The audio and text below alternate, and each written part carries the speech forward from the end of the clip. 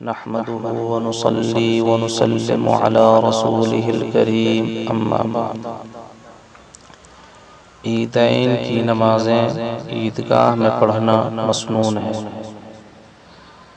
اگر کوئی عذر نہ ہو تو عیدین کی نماز عیدگاہ میں پڑھنی چاہیے،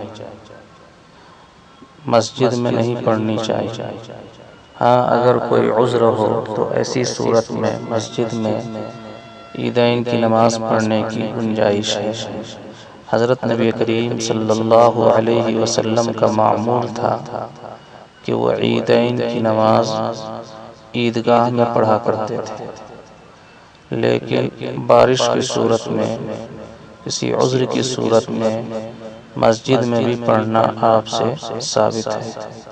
چنانچہ حضرت ابو ہریرہ رضی اللہ عنہ سے روایت ہے کہ ایک مرتبہ بارش ہو گئی تو آپ صلی اللہ علیہ وسلم نے عید کی نماز عیدگاہ کے بجائے مسجد نبوی میں پڑھی۔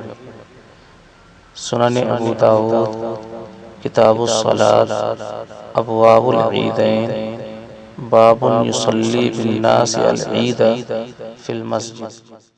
سنن ابن ماجہ کتاب اقامۃ الصلاۃ والسنۃ فیہا ابواب العیدین باب صلاۃ العید فی المسجد اذا کان مطر۔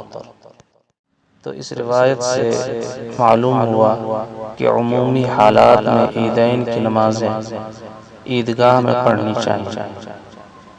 اگر عذر ہو تو عذر کی صورت میں، ایمرجنسی کی صورت میں مسجد میں بھی پڑھی جا سکتی ہے، اس میں کوئی حرج نہیں ہے۔ وآخر دعوانا الحمد للہ رب العالمین۔